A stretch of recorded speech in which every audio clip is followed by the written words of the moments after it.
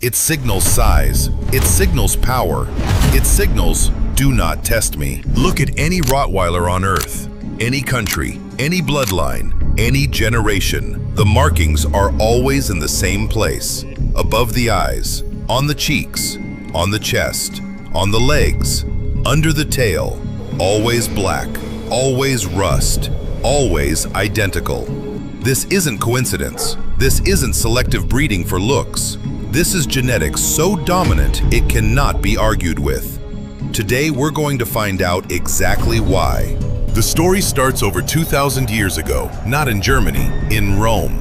Roman legions needed dogs, not pets, working machines. Dogs that could drive cattle across the Alps to feed an entire army on the move. They brought Mastiff-type dogs, powerful, driven, built for endurance. When the Romans reached what is now southern Germany, they stayed, and their dogs stayed with them, breeding with local dogs, generation after generation. The town was called Rottweil, and the dog that emerged was built for one purpose: drive cattle to market, guard the money pouch on the way back.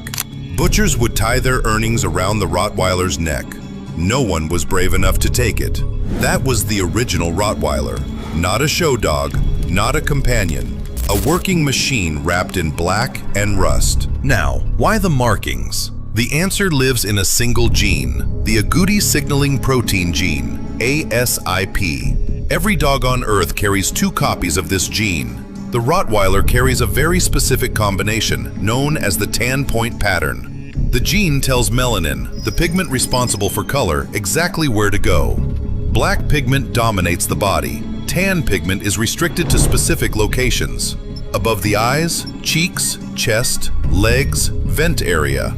The same locations, every single time, because the gene doesn't negotiate. Now here's what makes Rottweilers unique among tan point breeds.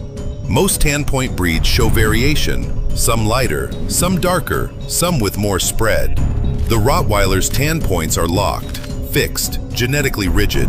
Because of centuries of closed breeding within the Rottweiler gene pool, the German Rottweiler Club, the ADRK, established breed standards in 1901. Any deviation from the standard markings, disqualification. Any dog without correct tan points, removed from breeding programs. Generation after generation, the markings became fixed at the genetic level, not just a standard, a biological lock.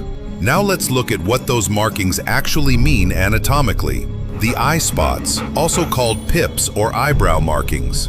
Every predator-aware animal reads facial markings instinctively. Eye spots make the Rottweiler's gaze appear larger, more threatening, more watchful. Even sleeping, those markings send a message.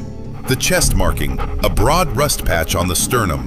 When a Rottweiler faces a threat and puffs its chest, that rust panel expands visually. It signals size. It signals power. It signals, do not test me. The leg markings, 4-point symmetry from stifle to paw. These markings were not bred for beauty. They create visual motion tracking. When a Rottweiler moves, the tan legs flash against the black body.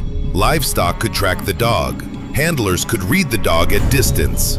Function, always function. Now let's address the question everyone asks. Can a Rottweiler be born without markings? Technically, yes, but it would not be a purebred Rottweiler. A solid black Rottweiler would indicate a recessive gene from outside the bloodline. It would be immediately disqualified from any reputable breed registry. The ADRK in Germany, the strictest Rottweiler authority on Earth, does not register them. The AKC in America does not recognize them as purebred.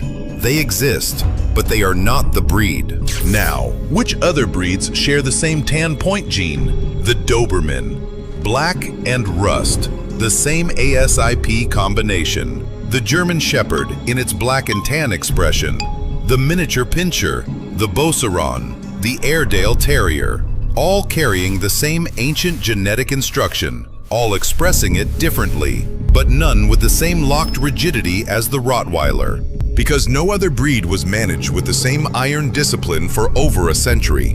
Now, let's talk about the 2 main Rottweiler bloodlines and whether the markings differ. The German Rottweiler, larger head, broader chest, deeper rust markings. The American Rottweiler, slightly leaner, sometimes lighter tan points. Both carry identical tan point genetics. The difference is expression, not the gene itself.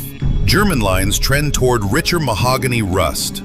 American lines can trend slightly lighter. But the locations? Immovable, identical, non-negotiable. Finally, what does the future hold for Rottweiler markings? As long as the ADRK standard holds, nothing changes.